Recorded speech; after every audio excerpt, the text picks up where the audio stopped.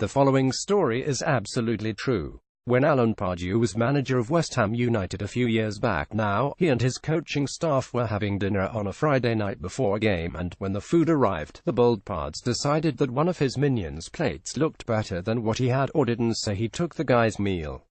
"When you're the king, you can do anything," was Pardew's explanation to the astonished onlookers. Do you want to know why we can be sure this jaw-dropping tale is accurate? Because it was in an authorized book written by a man called Steve Bacon, who was the West Ham official photographer for 35 years about his time at the club.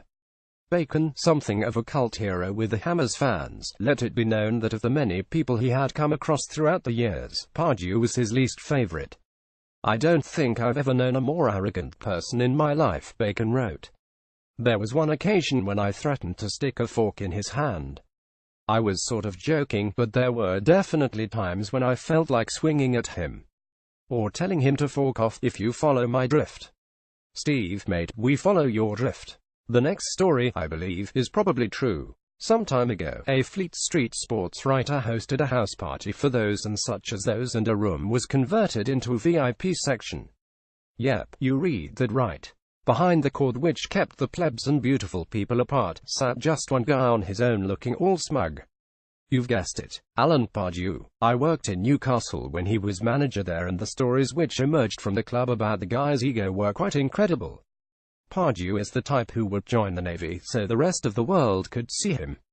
He banned my newspaper for a story I'd written. I was ever so proud, and tried to blame the subsequent critical coverage of the team, which teetered towards relegation before saving themselves on the penultimate weekend of the season, for the dreadful performances and results.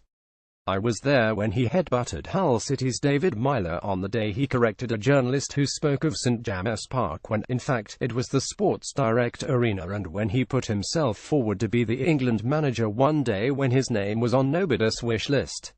In saying all of this, even the players who fell out with him, the former Scotland international Don Hutchison, had a particularly bad relationship with his manager at West Ham, praised his coaching. Hutchison told me that on the training ground, there were few better than Pardew.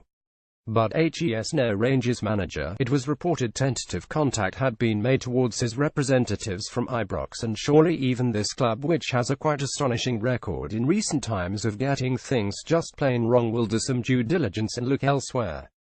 Pardew is far too thin-skinned.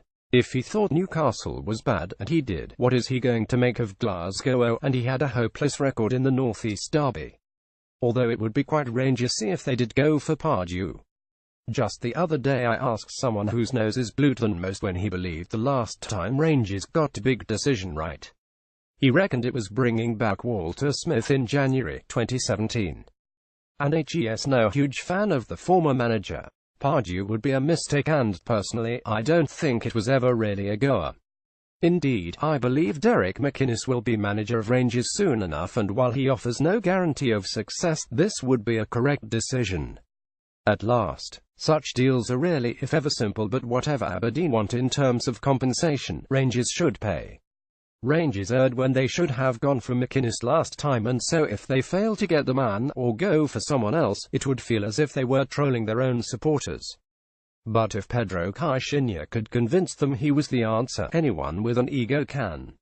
And another thing I had quite forgotten about Michael Kelly, the former Celtic director whose record as club custodian was, shall we say, patchy. A Twitter feud erupted with Glasgow's former Lord Provost when he told Celtic fans it's not your club sick anymore. It's sick, owned by a foreign-based billionaire. You don't even know the present, never mind the history. If only Kelly and his gang could have held on. Celtic would be playing at Cambuslang, having made billions from the bowling alley that was to be put in. Right. Kelly, I'm led to believe, is not happy with the way he has been written out of Celtic history.